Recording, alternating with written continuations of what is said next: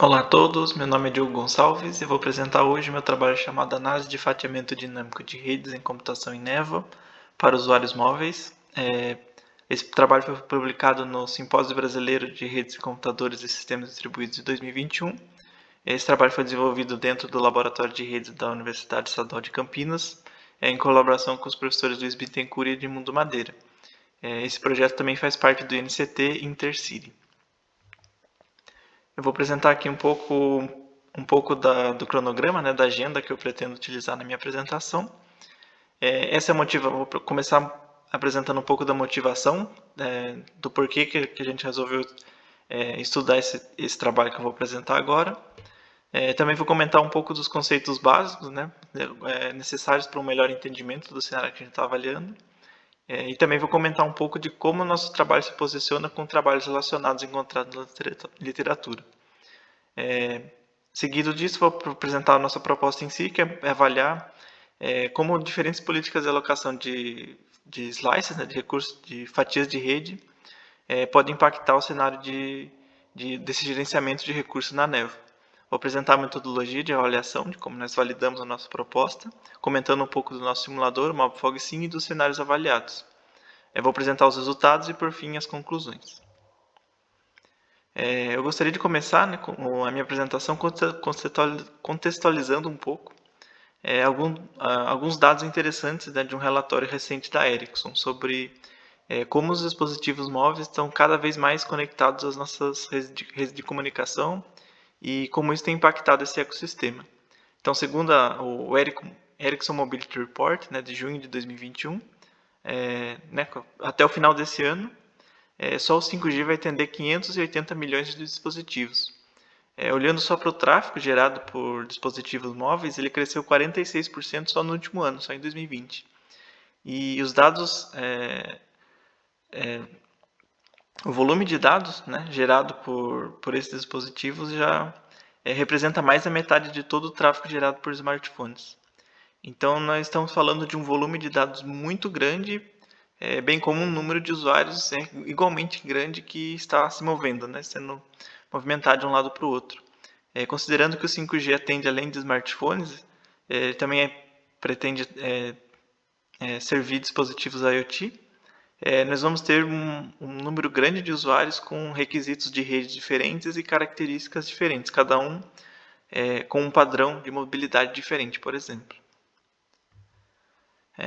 Bom, isso surge a nossa pergunta, né? Como a gente pode acomodar esses usuários móveis com diferentes demandas? Para atender a demanda desses usuários, as infraestruturas de rede contam com uma integração de diferentes tecnologias. Do ponto de vista de hardware, além dos recursos de transmissão de dados, como a fibra ótica e as tecnologias wireless, elas também contam com recursos de armazenamento e processamento vindos da computação em nuvem e da computação em névoa, né, mais da borda da rede. Porém, o grande diferencial, né, dessas redes está no gerenciamento via software desses recursos. Então, por meio da virtualização desses recursos físicos, é possível criar diferentes redes virtuais e lógicas sobre essa mesma infraestrutura. Então, isso pode trazer diversas vantagens para a infraestrutura, de como ela vai gerenciar esses seus recursos, trazendo mais flexibilidade e velocidade para configurar essa rede, por exemplo. Um maior isolamento entre uma rede e outra, maior segurança, além do principal ponto, né, que cada slice, né, cada fatia de rede pode proporcionar, que é construir uma rede com características diferentes para poder atender demandas específicas dos usuários. Então, por exemplo, eu posso criar um slice com prioridade para fornecer uma menor latência, outro com uma maior largura de banda, outro mais focado em confiabilidade e assim por diante.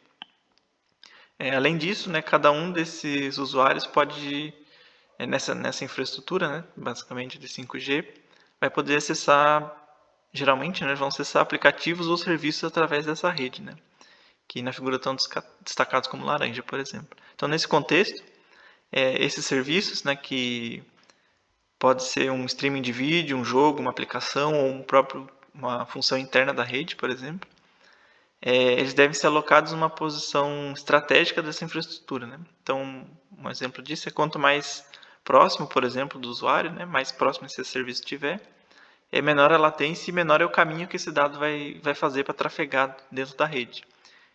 Devido à mobilidade, né, desses usuários, que é um ponto principal da nossa pesquisa, a variação da demanda também, né, tanto esses slices quanto esses serviços podem necessitar de uma reconfiguração, o que é um dos principais desafios nesse cenário. Com isso a gente chega na nossa proposta, né? O que a gente pretende avaliar e propor de novo nesse cenário. Então esse trabalho, né, ele vai apresentar ele tem desenvolvido, né, soluções que combinam essa alocação inteligente dos slices, né, de como eu crio essas redes virtuais, com a alocação inteligente desses serviços, né, a fim de melhorar a qualidade de serviço do ponto de vista do usuário e melhorar a utilização dos recursos da rede do ponto de vista do provedor de acesso. Bom, por que, no final das contas, realizar o nosso trabalho? Por que foi necessário o desenvolvimento do nosso trabalho? Olhando para a literatura, a gente pode perceber que apenas muito recentemente alguns trabalhos começaram a olhar para essas duas abordagens, né, que combinam esses dois conceitos, né, a migração do serviço, né, a alocação e migração do serviço, com o fatiamento de rede. E ainda assim, esses trabalhos são um número muito reduzido. Além disso, né, esses trabalhos têm foco em outros pontos, né, em outras características da rede. Nenhum deles, nesse cenário, consideram um cenário com múltiplos objetivos, né, onde eu tenho que me preocupar com a latência e o tempo de migração na hora de alocar um serviço ou um slice, por exemplo. Além disso, eles não levam em consideração o impacto que a variação na demanda e a dinamicidade que um cenário com uma mobilidade mais real vai poder causar nessa rede, né? Qual é o impacto disso? Muito menos gerenciar de forma dinâmica esses slices para potencializar essa migração de serviço nesse cenário. Essa é uma das onde o nosso trabalho se posiciona na literatura. Esses são alguns dos cenários avaliados, né, no nosso trabalho. Então, cada usuário vai poder... no nosso cenário, cada usuário acessa um serviço, né, que vai estar posicionado na borda da rede, né, na névoa. E à medida que ele for se movimentando pelo mapa, esse serviço pode ficar mais distante dele. Se o sistema achar necessário, ele pode realocar esse serviço para um servidor mais próximo dele à medida que o usuário vai se deslocando. Essa migração, como foi ilustrado na figura à esquerda, por exemplo. Esse processo de migração a gente definiu no nosso contexto. Vai ser avaliado quando o usuário estiver posicionado em perspectiva à fronteira, né, ao sinal wireless que ele vai estar conectado no ponto de acesso dele, enquanto ele estiver no que a gente definiu como zona de migração, que é mais ao centro da área de cobertura dele dentro do ponto de acesso. Enquanto ele estiver nessa área, vai ser realizado esse cálculo se vai ser necessário realizar essa realocação do serviço ou não. Uma vez decidido isso, quando o usuário se aproximar da borda, que a gente definiu como ponto de migração, esse processo de migração vai ser iniciado. Esse é um algoritmo base que a gente utilizou para explicar ou para exemplificar um pouco da nossa abordagem. Então, à medida que o usuário como foi explicado, à medida que o usuário estiver nessa zona de migração, esse processo de cálculo, né, se vai ser necessário fazer essa migração ou não, vai ser realizado. Uma vez que esse processo é decidido, quando ele estiver nesse ponto de migração, nas linhas 3, por exemplo, do nosso pseudocódigo, ele vai iniciar uma migração na linha 5. Um dos processos, né, as principais vantagens que a gente tira da nossa abordagem é que o usuário pode solicitar um auxílio, né, de mais largura de banda para melhorar esse processo de migração. Então, sempre que eu for migrar esse serviço, eu posso... o slice que vai estar contido o usuário, né, e o seu serviço pode receber mais largura de banda para deixar mais rápido esse processo de migração. Então, durante esse processo, o slice pode solicitar mais recurso ocioso dos outros slices e receber se ele estiver disponível. Como que a gente avaliou isso? No nosso trabalho, a gente utilizou o MobFogSim, que é um simulador desenvolvido no nosso laboratório. Para uma melhora na confiabilidade do nosso trabalho, a gente tentou usar dados reais para modelar o nosso cenário. Para a mobilidade, a gente utilizou um padrão de mobilidade do dataset de Luxemburgo. E a gente utilizou o Sumo para fazer essa leitura do dataset e converter para uma leitura do nosso simulador. Os parâmetros, né, de oferta e demanda, né, qual que é a demanda do serviço e a oferta de recursos de computação e armazenamento da névoa, foram tirados de um testbed real, o que permitiu esse ajuste desses parâmetros no nosso cenário. Esse é o cenário de Luxemburgo, né, o mapa dele, e esses são alguns dos parâmetros que nós consideramos na avaliação do nosso cenário. Então, nós utilizamos uma área de 25 km², né, dentro desse mapa de Luxemburgo, e utilizamos esse padrão de mobilidade para definir como que os usuários iam se comportar dentro do mapa. A cada 4 pontos de acesso, né, nós temos um nó da névoa, né, um servidor, totalizando 16 servidores espalhados pelo mapa. No total, 80 usuários foram simulados, né, nesse período, e a simulação, né, foi feita num intervalo de 1 hora dentro desse período de simulação, ou quando todos os usuários terminavam o seu trajeto dentro do mapa. Nós avaliamos, né, esse cenário em 3 distribuições diferentes, né, de usuários dentro dos slices, para tentar avaliar diferentes níveis de oferta e demanda. Então, em um desses cenários, a gente colocou 10% dos usuários. A princípio, a gente criou 2 slices, né? E separamos essas distribuições, diferentes cenários de oferta e demanda entre esses dois slices. Para o nível de demanda, em um desses cenários, a gente testou, por exemplo, distribuir 10% dos usuários para um slice, por slice 1, e 90% restante por slice 2. Em outro cenário, a gente atribuiu 20% dos usuários para o slice 1 e 80% para o slice 2. E num terceiro cenário, 40% para um e 60% para outro. Para avaliar o nível de recurso disponível para cada slice, a gente também avaliou em 3 cenários diferentes. Atribuindo 10% para um e 90% para outro, depois 30% para um, 70% para outro. E o terceiro com 50% dos recursos para cada slice. Esses são alguns dos resultados, né, que nós tivemos no primeiro experimento, o que a gente chamou de alocação estática, né? Então, uma vez que um slice recebia essa quantidade definida na tabela do slide anterior, no número de recursos, por exemplo, 10% dos recursos, por exemplo, ele ia permanecer ia ter acesso a essa quantidade de largura de banda até o final da nossa simulação. Isso que a gente definiu como, a gente chamou de alocação estática. Então, nesse primeiro experimento, né, o gráfico da esquerda, né, a gente tem o tempo de migração. O slice 1, né, nesses gráficos, é representado pela cor azul e o slice 2 pela cor vermelha. Nós podemos observar que quanto maior a demanda, né, pior ficam os resultados para aquele slice, já que eu vou ter mais usuários dividindo a mesma quantidade de recursos. A quantidade de recursos alocado para cada slice também prejudica o desempenho, né? Já que quanto mais recursos eu aloco para um slice, mais rápido fica essa migração, mais largura de banda vai ter disponível para esse processo. A duração das migrações possui um impacto no número de migrações que cada usuário consegue fazer no longo do seu trajeto. Então, no gráfico ao centro, dá para perceber que quanto mais lenta a migração, né, no gráfico à esquerda, menos migrações esse usuário vão fazer, e isso vai deixar essa aplicação mais longe do usuário e, por fim, também vai impactar em outras métricas, como, por exemplo, a latência.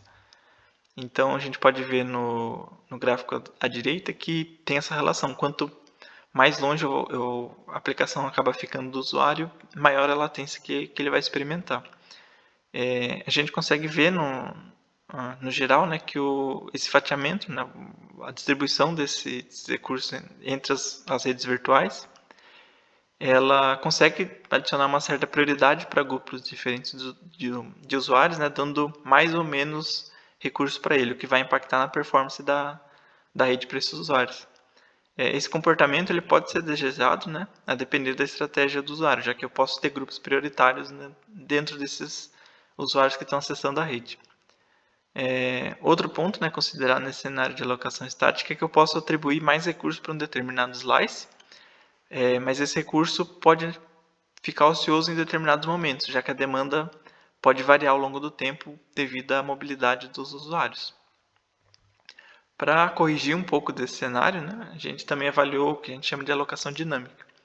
Então, uma vez que o recurso está ocioso, esse recurso pode ser redirecionado para outros slices que requisitem mais largura de banda, como foi apresentado, por exemplo, no nosso algoritmo alguns minutos atrás.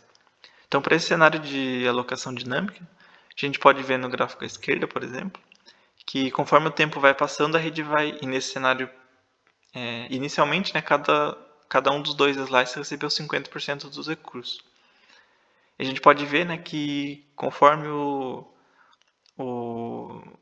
tempo vai passando, né, esses recursos ociosos foram sendo redirecionados entre os dois slices. Mas dá para perceber que esses recursos foram seguindo uma tendência para ser proporcional à demanda de cada slice. Então, no final das contas, né, depois de um tempo, depois de 60 minutos, por exemplo, um slice que tinha 90% dos usuários demandando recursos acabou recebendo 90%, algo próximo dos 90% dos recursos disponíveis no total. Isso, né, essa redistribuição, vai acabar impactando nas outras métricas. Né? Então, tanto o tempo de migração fica mais igual, quanto o número de migrações total, como também a latência. Essa redistribuição, né, dessa maneira, ela pode ser desejada, né, se eu quiser um cenário mais justo, entre aspas, né, mais igual, digamos assim, ou pode ser um efeito colateral, já que eu também perco essa ideia de introduzir prioridade para usuários diferentes. Né? Então, se eu tenho um usuário que demanda que eu vou querer explicitamente que ele tenha um desempenho melhor, eu acabo perdendo um pouco esse controle no modelo que a gente avaliou. Né? Porque no algoritmo que a gente acabou utilizando. Né? Por que isso acabou acontecendo? Um dos pontos é que nesse primeiro cenário o custo para fazer essa realocação foi mais baixo, né, nessa simulação, então foi fácil para o sistema entender que era possível fazer essa realocação várias vezes. O que permitiu que ele tendesse, que a realocação tendesse para um recurso mais igual. Outro ponto, né, que os recursos que a gente redirecionou foram só recursos ociosos. Né? Então, uma vez que o recurso era redirecionado para um outro slice, ele só retornava para o slice original, digamos assim, se o outro slice liberasse ou tornasse esse recurso ocioso novamente. Algumas considerações finais, né, do nosso trabalho que a gente pode concluir é que a mobilidade, né, dos usuários tem um papel fundamental, né, na dinamicidade dessas redes, dessas redes modernas como 5G, e que a combinação, né, do fatiamento dinâmico de rede e de uma alocação e migração inteligente dos serviços pode proporcionar uma melhor gerência desses recursos da rede. Esse trabalho, né, apresentou uma análise de desempenho de diferentes abordagens de alocação de fatias de rede, com o objetivo de otimizar o processo de migração de serviços na neve. As simulações, né, apontaram que o fatiamento de rede pode introduzir uma prioridade para certos grupos de usuários, né, só que devido a variações, né, de demanda, muito causada pela mobilidade deles, o desempenho da alocação estática pode degradar ao longo do tempo, né, já que vai ter recursos ociosos que poderiam ser melhor aproveitados. E a alocação dinâmica pode suprir essa lacuna, né? Pode ser uma solução para esse cenário, a depender do custo computacional que eu vou ter para fazer esse redirecionamento desses recursos, tanto em questão de tempo quanto computação, para calcular quando vai ser o melhor momento para fazer essa simulação, fazer essa realocação. Tendo em vista o nosso cenário, como que pode se prosseguir essa pesquisa? A gente identificou alguns tópicos em aberto, né, alguns cenários de trade-off. Então, por exemplo, nem sempre a configuração de uma rede para oferecer a melhor latência, maior largura de banda e maior confiabilidade vão poder ser acomodados ao mesmo tempo. Então, isso pode gerar eu posso ter conflitos na hora de criar essas redes. Um outro ponto é que a distribuição da largura de banda ela tem que ser feita entre o necessário para realizar a própria manutenção do serviço, né, quanto cada usuário vai ter uma demanda de largura de banda do próprio serviço para conectar ao usuário, mas eu também vou ter que reservar um pouco para fazer essas migrações, e isso pode também entrar um conflito em qual que é a melhor distribuição dessa largura de banda entre essas duas demandas. Outro ponto é que, como eu falei, realizar essa realocação vai apresentar um custo, tanto em termos de computação para calcular, quanto em tempo para, de fato, efetivar essa realocação. Então, deve ser estudado quando que é o melhor momento para fazer essa realocação, já que o cenário da realocação dinâmica se mostrou mais adaptável para essas variações de demanda. Eu gostaria de agradecer a minha apresentação. O nosso simulador está disponível no meu GitHub. Se alguém tiver alguma dúvida, pode me enviar um e-mail por esse endereço. E eu gostaria de agradecer ao Intercity e, em especial, à FAPESP pelo financiamento da minha pesquisa. Muito obrigado.